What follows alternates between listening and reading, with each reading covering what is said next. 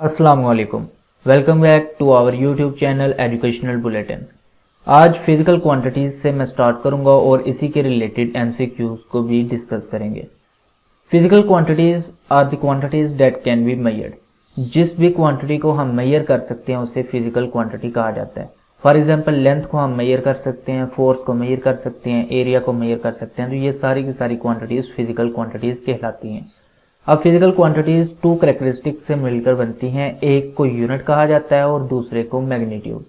Unit और magnitude के combination से ही फिजिकल क्वांटिटी बनती है। मैग्नीट्यूड नंबर विदाउट यूनिट होता है। फॉर एग्जांपल मैं अगर किसी रॉड की लेंथ की बात करता हूँ वो 120 सेंटीमीटर है, तो जो 120 है ये मैग्नीट्यूड है और सेंटीमीटर यूनिट है। मैग्नीट्यूड और यूनिट ने मिलके एक फिजिकल क्वांटिटी यानी लेंथ बनाई। Physical quantity is subdivided into two types. One is base quantity and the other one is derived quantity. Base quantities वो quantities होती हैं जिनके behalf पे दूसरी quantities को हम describe करते हैं, और derived quantities वो quantities होती हैं जो base quantities के behalf पे discuss की जाती हैं। Base quantities 7 types की होती हैं और derived quantities उन 7 के अलावा जितनी भी quantities होती हैं वो derived consider होती हैं। अब सिस्टम इंटरनेशनल एसआई यूनिट्स में बेस क्वांटिटीज को जो यूनिट्स डिस्क्राइब करेंगी उनको बेस यूनिट्स कहा जाता है, और ड्राइव क्वांटिटीज को जो यूनिट्स डिस्क्राइब करेंगी उनको ड्राइव यूनिट्स कहा जाता है। यही 7 जो बेस क्वांटिटीज हैं इनकी यूनिट्स भी 7 होंगी। लेंथ की मीटर है, मैस की किलोग्राम, टाइम की सेकेंड, इलेक्ट्रिक करंट की एम्पेयर, अमाउंट ऑफ सब्सटेंस की मोल, टेम्परेचर की केल्विन और इंटेंसिटी ऑफ लाइट की कैंडेला। सिमिलरली फोर्स की न्यूटन है, एरिया की मीटर स्क्वायर, वर्क की जूल, वॉल्यूम की मीटर क्यूब। इस तरह इनकी मुख्तलिफ जो एसआई यूनिट्स हैं उनसे इन क्वांटिटीज को डिस्क्राइब किया जाता है। अब एसआई यूनिट्स में कुछ ऐसी क्वांटिटीज भी रह गई थी जिनको डिस्क्राइब नहीं था किया गया। ना वो बेस क्वांटिटीज कंसीडर होती हैं, ना ही वो ड्राइव क्वांटिटीज कंसीडर होती हैं। तो ऐसी क्वांटिटीज को सप्लीमेंट्री क्वांटिटी और उनकी यूनिट्स को सप्लीमेंट्री यूनिट्स कहते हैं। तो 2 सप्लीमेंट्री यूनिट्स होती हैं, 2 सप्लीमेंट्री क्वांटिटीज होती हैं, एक सॉलिड एंगल और एक प्लेन एंगल, जिनकी यूनिट्स हैं रेडियन और स्टीरेडियन। नेक्स्ट हमारा टॉपिक है साइंटिफिक नोटेशन। किसी भी नंबर को साइंटिफिकली 10 की पावर में रिप्रेजेंट करने का नाम साइंटिफिक नोटेशन है।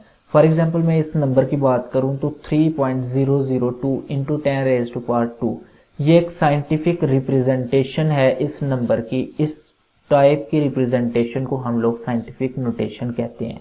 जो हमारा नेक्स्ट टॉपिक है वो है dimensions of physical quantities. Physical quantities की scientific representation in term of fundamental quantities M, L और T. M, L, T fundamental quantities की टर्म में अगर हम किसी फिजिकल क्वांटिटी को स्क्वायर ब्रैकेट में रिप्रेजेंट करते हैं तो ऐसी रिप्रेजेंटेशन को डायमेंशन कहते हैं। डायमेंशन बेसिकली अलजेब्रिक फॉर्म होती है किसी भी फिजिकल क्वांटिटी की। फॉर एग्जांपल मैस की डायमेंशन होती है कैपिटल एम, लेंथ की डायमेंशन है कैपिटल एल और टाइम की डायमेंशन है कैपिटल टी। अब हम इन्हीं के रिलेटेड कुछ एमसीक्यूज को डिस्कस करते हैं। फर्स्ट हमारा एमसीक्यूज है use F V T as fundamental quantities to find dimension of mass. Option A है हमारे पास एफ की पावर 1, v की पावर 1, t की पावर -1, b है f की पावर 1, v की पावर 1, t की पावर -2, c है हमारे पास f की पावर 1, v की पावर -1, t की पावर -1 और d ऑप्शन है हमारा f की पावर 1, v की पावर -1 और t की पावर 1। अब इधर जो ट्रिक है जो हम लोगों को कंफ्यूज करने के लिए बात की गई है वो ये है कि फंडामेंटल क्वांटिटीज को बदल दिया गया है। हमारी फंडामेंटल क्वांटिटीज थी एम, एल और टी। अब इधर फंडामेंटल क्वांटिटीज बन गई हैं एफ, वी और टी। हमने मैस की डायमेंशन को एफ, वी, टी की टर्म में डिस्क्राइब करना है। तो मैं लेट्स सपोज कर लेता हूं कि mass is directly proportional to है फोर्स, वेलोसिटी और टाइम के। फोर्स की पावर x है, वेलोसिटी की पावर y है और टाइम की पावर z है। तो प्रोपोर्शनलिटी को खत्म करने के लिए हम कांस्टेंट यूज करते हैं, तो इधर कांस्टेंट k इस्तेमाल कर लेते हैं।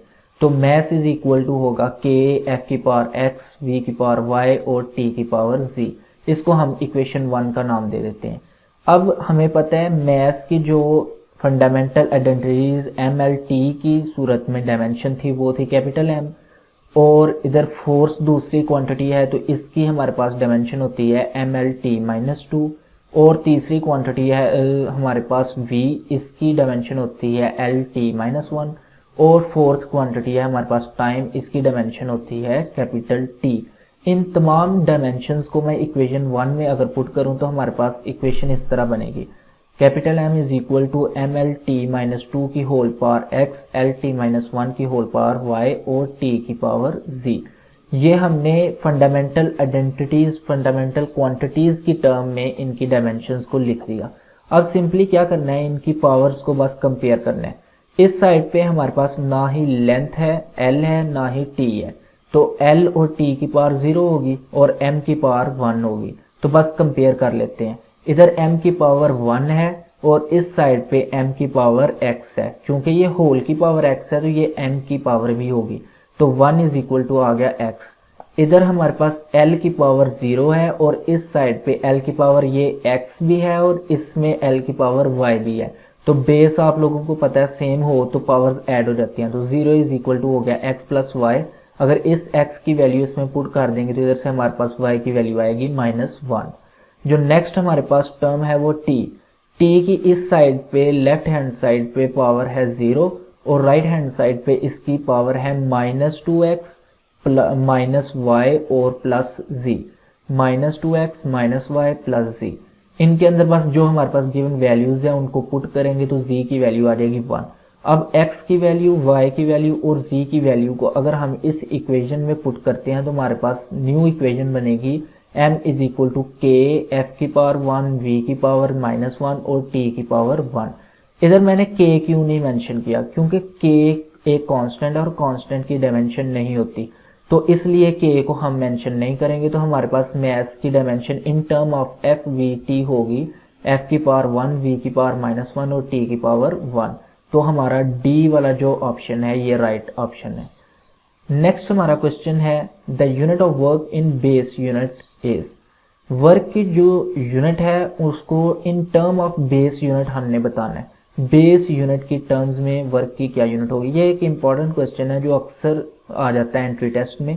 ये जितने भी एमसीक्यूज हैं ये प्रीवियस बोर्ड के, प्रीवियस एंट्री टेस्ट के ही एमसीक्यूज हैं। तो वर्क का फार्मूला होता है हमारे पास F dot D, force M और A होता है, product of mass and acceleration, और आगे डिस्प्लेसमेंट आ गया हमारा। मास की यूनिट होती है, बेस यूनिट मास की किलोग्राम होती है और एक्सेलरेशन मीटर पर सेकंड स्क्वायर होता है, जबकि डिस्टेंस मीटर होता है। तो इधर से हमारे पास वर्क की बेस यूनिट्स बनती हैं किलोग्राम, मीटर, मीटर से मिलके मीटर स्क्वायर, और सेकंड की पावर -2। तो वर्क की हमारे पास बेस यूनिट क्या हुई, किलोग्राम मीटर स्क्वायर पर सेकंड स्क्वायर। तो इसका ऑप्शन है हमारे पास डी, किलोग्राम मीटर स्क्वायर पर सेकंड स्क्वायर। नेक्स्ट हमारा क्वेश्चन है जी which unit of physical quantity remains same for all unit system. जितने भी किसी भी यूनिट्स को डिस्क्राइब करने के लिए सिस्टम हमारे पास मौजूद हैं, उन तमाम सिस्टम में से ये इनमें से कौन सी फिजिकल क्वांटिटी सेम रहेगी। मीटर, अगर केजीएस यूनिट सिस्टम की बात करें, सीजीएस यूनिट सिस्टम की बात करें, तो इनमें से कौन सी क्वांटिटी की यूनिट सेम रहेगी। मीटर भी चेंज हो जाता है, एम्पियर भी चेंज हो जाता है और मास भी चेंज हो जाता है। केजीएस में, सीजीएस में इनकी यूनिट्स डिफरेंट है, लेकिन टाइम एक वाहद ऐसी फिजिकल क्वांटिटी है जो केजीएस, सीजीएस या किसी भी यूनिट सिस्टम में सेम रहती है। तो हमारा जो ऑप्शन है इधर है वो है सेकंड, टाइम हर एक यूनिट सिस्टम में सेम रहता है। नेक्स्ट हमारा क्वेश्चन है the equation of plane progressive wave is given by y is equal to a sin omega t minus kx, the dimension of omega by k और that of. हमारे पास ये एक इक्वेशन है, ये एक फंक्शन है, इस फंक्शन के अंदर हमारे पास ये एक एंगल है। हमने डायमेंशन बतानी है ओमेगा बाय के की, किसके इक्वल होगी, फ्रीक्वेंसी के, वेलोसिटी के, वेवलेंथ के या इनवर्स ऑफ वेलोसिटी के।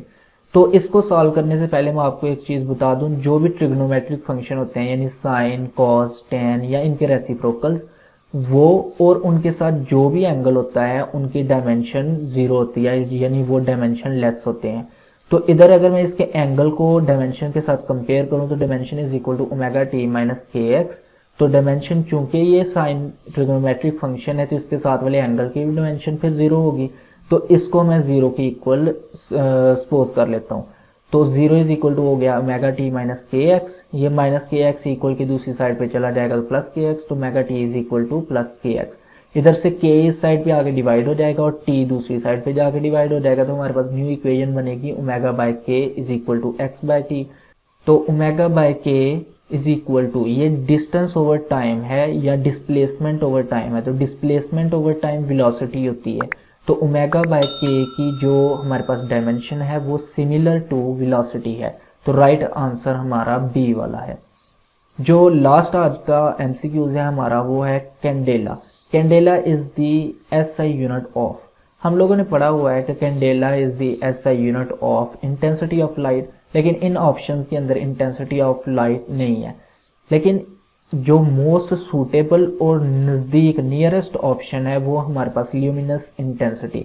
ल्यूमिनस भी बेसिकली लाइट ही को कहा जाता है, तो ये वाला हमारा राइट ऑप्शन है।